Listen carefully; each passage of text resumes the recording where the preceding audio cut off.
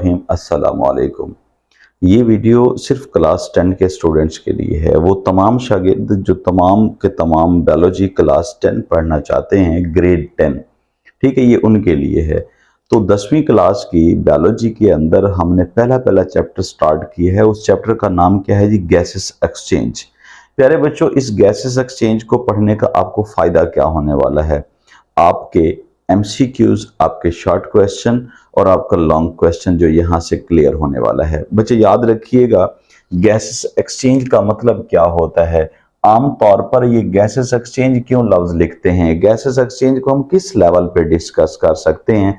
तो प्यारे बच्चों, आपको बता देता हूं, there are two type of gases. एक गैस को हम लोग कार्बन डाइऑक्साइड कहते हैं और दूसरी हमारे पास एक गैस कहलाती है ऑक्सीजन। अब आपको मैं ये यकीन दिला देता हूं कि हम जो गैस इनहेल करते हैं उसको ऑक्सीजन बोलते हैं और जो हमारी बॉडी से बाहर जाती है उसको हम बोलते हैं एक्सहेल करने वाली कार्बन डाइऑक्साइड। तो इसलिए मैं आमतौर पर इसके लिए इस तरह का टर्म यूज करता हूं और ऑक्सीजन के लिए इस तरह की बेटा जी एरोज इस्तेमाल करता हूं। यानी मैं यहां लिख देता हूं ताकि आपको पता भी चल जाए ये बेटे कहाँ जा रही है, आउटसाइड, और ये कहाँ आ रही है भला, इनसाइड। ये बॉडी के इनसाइड और वो बॉडी के आउटसाइड जा रही है, इसलिए हमने ये एरोज इस्तेमाल किए हैं। बेटे याद रखिएगा, हमारे पास दो तरह के जानदार इस दुनिया में पाए जाते हैं। नंबर 1 पे एक जानदार को हम बोलते हैं प्लांट्स। गैसों का तबादला जब भी हम प्लांट्स में डिस्कस करते हैं तो याद रखें, प्लांट्स की गैसेस जो हैं वो एनिमल की गैसेस थोड़ा मुख्तलिफ होती हैं। और दूसरे नंबर पे हमारे पास जो जानदार पाए जाते हैं उनको बोलते हैं क्या भला, एनिमल्स, जिनको आपके सिलेबस ने डिस्कस किया है। देखो प्यारे बच्चों, चाहे प्लांट हो या एनिमल हो, दोनों जानदार ऐसे हैं जो गैसों का तबादला करते होते हैं। सबसे पहले नंबर पर मैं आपको प्लांट्स के बारे में बताता हूं। प्लांट के पास एक स्ट्रक्चर होता है जहां से ये गैसों का तबादला कर सकते हैं। वैसे तो कई तरह के स्ट्रक्चर हैं जहां से गैसों का तबादला होगा, लेकिन आपके गिवन सिलेबस में एक ही स्ट्रक्चर का जिक्र है, तो इसलिए मैं भी आप लोगों के साथ बेटे उसी स्ट्रक्चर के साथ चलूंगा और उस स्ट्रक्चर को बोलते हैं स्टोमेटा। बेटे याद रखिएगा, जब भी हम स्टोमेटा की बात करते हैं मेरे प्यारे बच्चों, स्टोमा का लफ्ज होता है, मीनिंग इसका क्या है, स्टोमा या ये बोलते हैं पोर के लिए, एक सुराख के लिए, कि एक पोर है, ये कोई एक पोर है, ऐसा स्ट्रक्चर जो पोर के तौर पर एक्ट कर रहा है, खुद बजाते खुद कोई ये स्ट्रक्चर नहीं है। फिर दूसरे नंबर पे स्टोमेटा के लिए एक और बेहतरीन चीज बोलते होते हैं क्या भला, made up by the guard cells. ये हमेशा गॉड सेल से मिलके बना होता है। अच्छा बेटे, वो गॉड सेल कौन से होते हैं अगर मैं आपको ये ड्रा करके बताऊं, लेकिन इससे पहले कि ये स्टोमेटा पाया कहां जाता है, प्यारे बच्चों लिख लो अपनी बुक पर बेटे, ये लीव्स में मिलता है, लीव्स में। अच्छा, ये बाज दफा स्टोमेटा हमें यंग स्टेम पर भी मिलते हैं, लेकिन उस वक्त जब वो यंग होता है, मेच्योर होने के बाद नहीं। लेकिन लीफ के पास भी कहां पर बेटे, एक लीफ का जो स्ट्रक्चर है ना कंप्लीट, अगर मैं उस लीफ को यहां पर आपके साथ शेयर भी करूं तो ये ले जी, सपोज कर लो मैंने क्या किया, ये एक लीफ ड्रा किया है और इस लीफ के दरमियान हम जानते हैं कि एक दरमियान में क्या होती है, मिड रिब होती है, फिर उसके बाद यहां से क्या निकली होती हैं जी, आगे मजीद ब्रांचेस जो हैं वो निकली होती हैं, लेकिन ये ब्रांचेस असल में जाइलम एंड फ्लोएम की हो सकती हैं।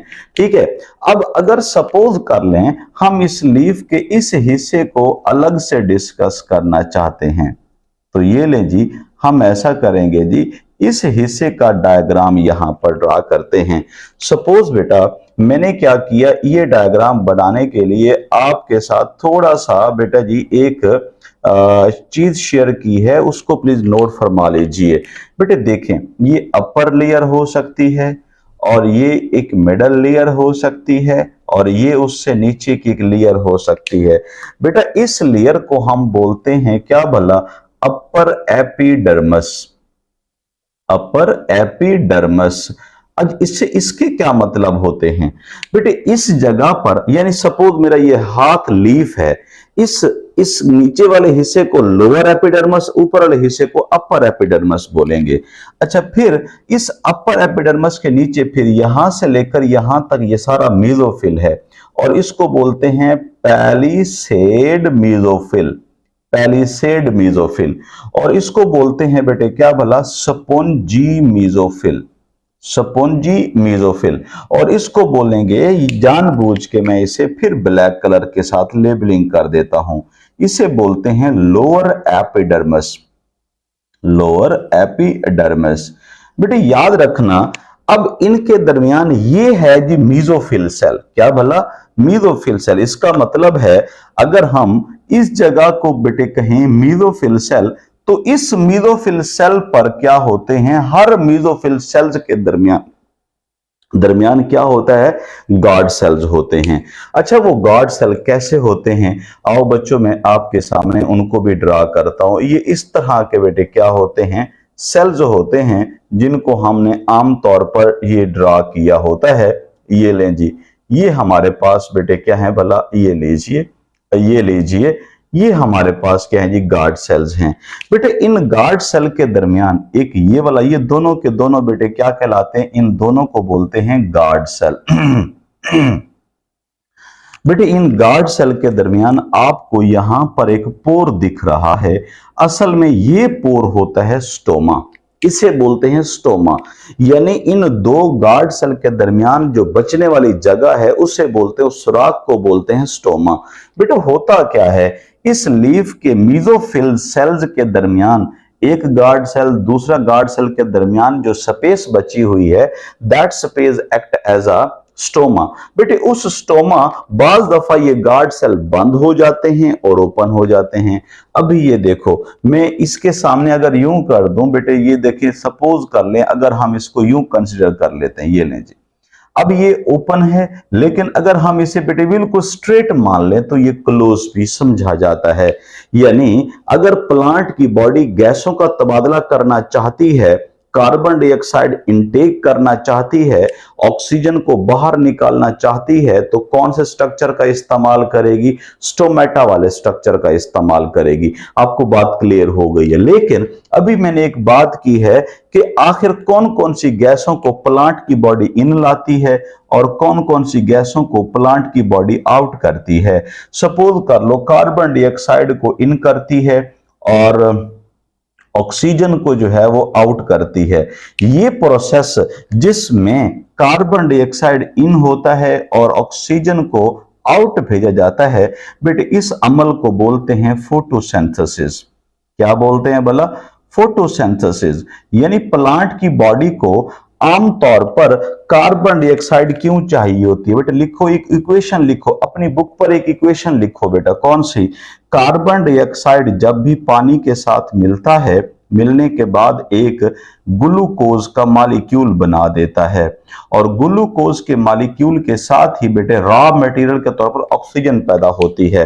यानी फोटोसिंथेसिस के अमल में जो बच जाने वाली गैस है उसको बोलते हैं ऑक्सीजन, और ये ऑक्सीजन हमेशा बाहर एनवायरनमेंट को भेज दी जाती है और ये वाला कार्बन डाइऑक्साइड एनवायरनमेंट से ले लिया जाता है। इसका मतलब है फोटोसिंथेसिस के अमल में जो ऑक्सीजन है वो निकाली जाती है और कार्बन डाइऑक्साइड ली जाती है।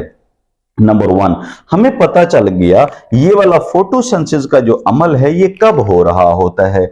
बच्चों आमतौर पर हम इसे देखते हैं, ये डे टाइम में टेक्स प्लेस होता है, डे टाइम में, यानी दिन के वक्त, ये रोशनी के वक्त जब रोशनी मिलेगी, क्योंकि हमें इसकी कंपोजिशन का पता है, इसके फिनोमेना का पता है। फोटो का मतलब लाइट होता है, सेंसिस का मतलब बनाना। सूरज की रोशनी में ग्लूकोज के बनाने के अमल को बोलते हैं क्या भला, फोटोसिंथेसिस। बेटे ये दिन टाइम होता है रात टाइम ये नहीं होता। इसका मतलब है रात के वक्त ये कार्बन डाइऑक्साइड इनटेक करने का अमल खत्म हो जाता है और ऑक्सीजन को बाहर निकालने का अमल भी खत्म हो जाता है प्लांट की बॉडी में। लेकिन कब, जब रात हो चुकी होती है। इसका मतलब ये हुआ कि दिन टाइम ये सारा रिएक्शन होता रहेगा और इस रिएक्शन के बदले में हमें आमतौर पर क्या मिलती रहेगी बेटे? फूड भी मिलती रहेगी। अच्छा जी, फूड किस फॉर्म में मिलती रहेगी बेटे? हमें तो नहीं मिलती, प्लांट्स को मिलती है ग्लूकोज की फॉर्म में। मेरे प्यारे बच्चों, इस ग्लूकोज फूड मिलने की वजह से ये प्लांट सारे के सारे क्या कहलाते हैं? ऑटोट्रॉफ कहलाते हैं। लिख लिया होगा आप लोगों ने। इन तमाम प्लांट को हम ऑटोट्रॉफ बोलते हैं। सो फोटोसिंथेसिस एक ऐसा अमल है जिसमें कार्बन डाइऑक्साइड अंदर लाई जाती है और ऑक्सीजन बाहर निकाली जाती है। लेकिन बेटे इसके बरअक्स आपको एक और मजेदार बात बताता हूं, प्लीज लिख लीजिएगा अपने पास। मजेदार बात यह है कि एक और भी रिएक्शन ऐसा है जिसमें कार्बन डाइऑक्साइड को बेटे क्या किया जाता है भला? बॉडी से बाहर निकाला जाता है और फिर ऑक्सीजन को बॉडी के अंदर लाया जाता है, और वो भी प्लांट्स के अंदर। प्यारे बच्चों, उस रिएक्शन को बोलते होते हैं क्या भला? रेस्पिरेशन। और वो भी कौन सी भला? Cellular respiration. Cellular respiration. प्यारे बच्चों, आप लोगों के लिए ही बात ही मैंने बोली है। अब यहां पे लफ्ज लिखा है सेलुलर, इसका मतलब है सेल लेवल पर यह रिएक्शन हो रहा है। और रेस्पिरेशन आमतौर पर सांस लेने के अमल को बोलते हैं, और इसका मतलब है यहां गैसों का भी तबादला होगा। आओ जी बेटे, अगर मैं इसकी कोई इक्वेशन लिखूं तो कैसे लिखूंगा? सुनो बेटे, ब्लैक कलर से ही लिखता हूं कि भाई ऑक्सीजन का यूज किया जा रहा है किसके लिए? ग्लूकोज के मॉलिक्यूल के लिए, ताकि उसे तोड़ा जाए, तोड़ के बनाया जाए क्या भला? एटीपी, एनर्जी बनाई जाए, और प्लस कार्बन डाइऑक्साइड बनेगा, और प्लस हो सकता है वाटर बन जाए। अगर आप लोग ये देखो कि यहां पर हमें ऑक्सीजन इस्तेमाल होती हुई दिखाई देती है और यहां पर कार्बन डाइऑक्साइड बाहर निकलता हुआ दिखाई देता है, तो इसका क्लियर मतलब क्या है? ये फोटोसिंथेसिस सेलुलर रेस्पिरेशन के अगेंस्ट होता है, लेकिन ये प्लांट की बॉडी में साइड बाय साइड हो रहे होते हैं। इसका मतलब है जो रिएक्टेंट हैं किसके भला? सेलुलर रेस्पिरेशन के, असल में वही प्रोडक्ट हैं किसके भला? फोटोसिंथेसिस के। सो मैं यहां पर आपको मजेदार बात बता देता हूं, यहां लिखो बेटे product equal to the reactant of the cellular respiration. Cellular respiration के रिएक्टेंट बराबर हैं किसके भला? Product of the photosynthesis. अगला पॉइंट सुने जी। अब यहां पर हमें क्या मिल रहा है? प्रोडक्ट्स। अब ये हैं जी प्रोडक्ट। अब आपको पता चल गया सेलुलर रेस्पिरेशन के जो प्रोडक्ट कार्बन डाइऑक्साइड और वाटर है वो असल में क्या है भला? रिएक्टेंट हैं फोटोसिंथेसिस के।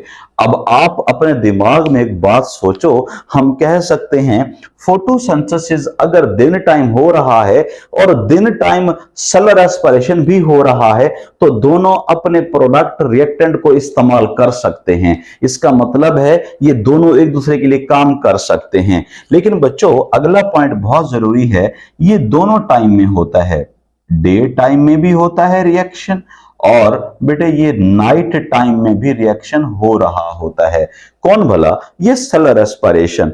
अच्छा जी, सेलुलर रेस्पिरेशन आमतौर पर खुराक को डाइजेस्ट करने का नाम होता है और फोटोसिंथेसिस खुराक को बनाने का नाम होता है।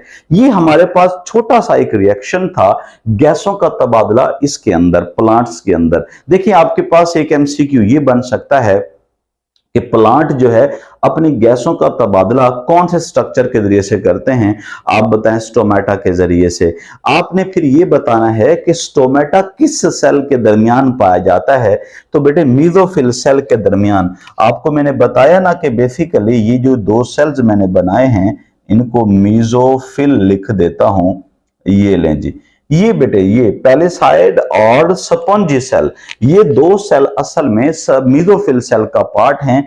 ये चीजें फोटोसिंथेसिस करती हैं। यानी मैं आपको ये भी बता देता हूं, लीफ के पास तो बेटे फोटोसिंथेसिस करने की एबिलिटी होती है ना, इसलिए स्टोमेटा भी यहां पर मौजूद होते हैं।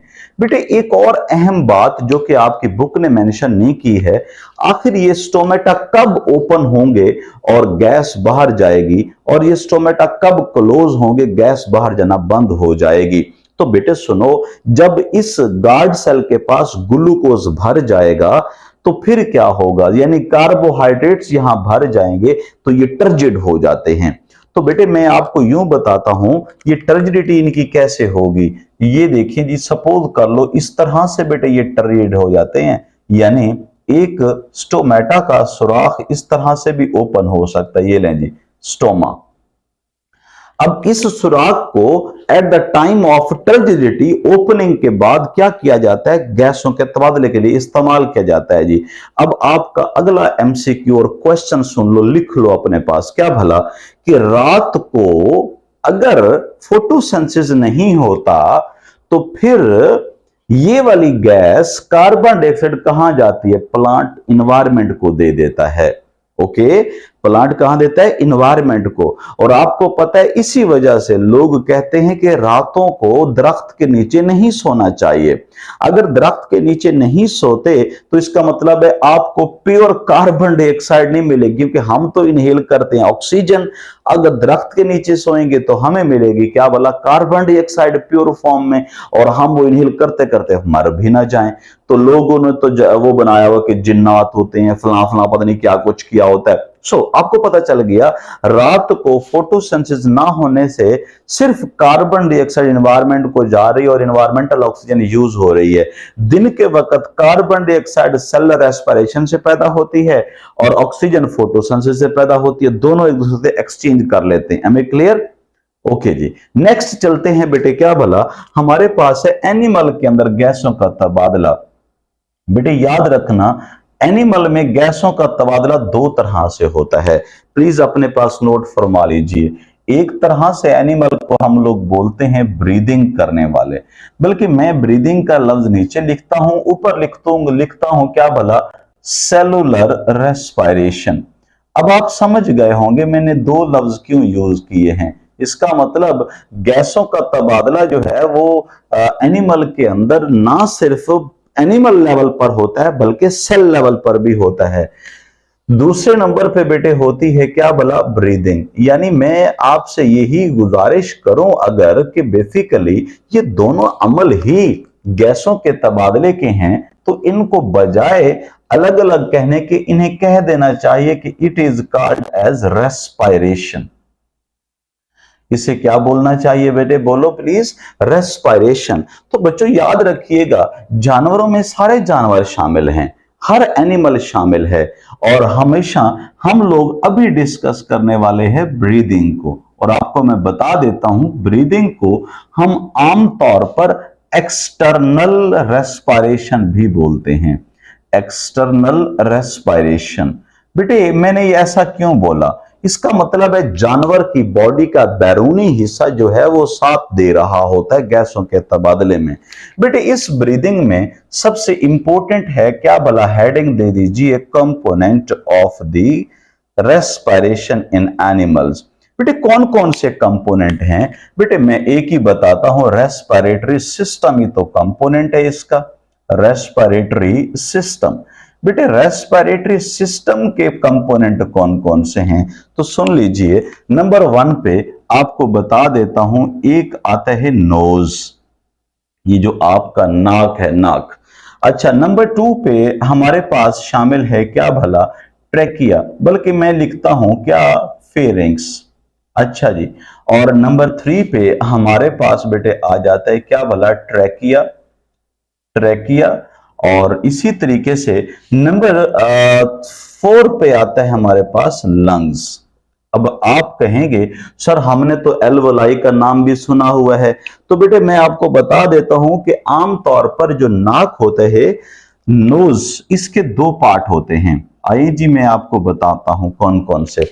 बेटे नाक का ये वाला हिस्सा एक्सटर्नल नॉस्ट्रल्स कहलाता है और इसकी नेजल कैविटी से अंदर जो है वो क्या जा रहा है, हवा जा रही हो। अब नाक से यहीं से अंदर की तरफ हवा जाती है और माउथ के अंदर एक जगह है जिसे फेरिंक्स बोलते हैं, वहां पर जाके ओपन होता है। बेटे मैं बताना ये चाह रहा हूं कि गैसों का तबादला यहां पर भी 2 चीजों का होता है, एक कार्बन डाइऑक्साइड बॉडी से बाहर निकल के जाती है ऑक्सीजन बॉडी के अंदर आती है। अब सपोज कर लीजिए बैरूनी एयर जो है हवा, वो नोज से पास होकर बेटे कहां पहुंची है, फेरिंग्स के पास। बेटे फेरिंग्स से होती हुई कहां पहुंची है, ट्रैकिया के पास, और ट्रैकिया से होती हुई बेटे कहां पहुंची है, लंग्स के पास। बेटे अगर मैं यहां पर आपके लिए सिर्फ ये ड्रा करूं तो बेटे कुछ इस तरह से मैं ड्रा करूंगा। सपोज कर लो हमारे पास यहां पर मौजूद है क्या भला, एक ट्रैकिया, और इस ट्रैकिया के बाद हमें जो है क्या मिलेगा, ये नाक से जाने वाली हवा और ये माउथ से जाने वाली हवा। इसका मतलब ये हुआ कि हम नाक से जो हवा लेते हैं, एक रास्ता तो हवा के आने का नाक से भी है, दूसरा रास्ता बेटे माउथ से भी है। बेटा ये जो दोनों हवाएं हैं, चाहे वो नाक से आए या माउथ से आए, वो जाएगी कहां भला, फेरिंग्स के पास। इसका मतलब फेरिंग्स वो जगह है जो नाक से आने वाली और माउथ से आने वाली जगह को कॉमन कर देता है, वो चौक के तौर पर काम करता है।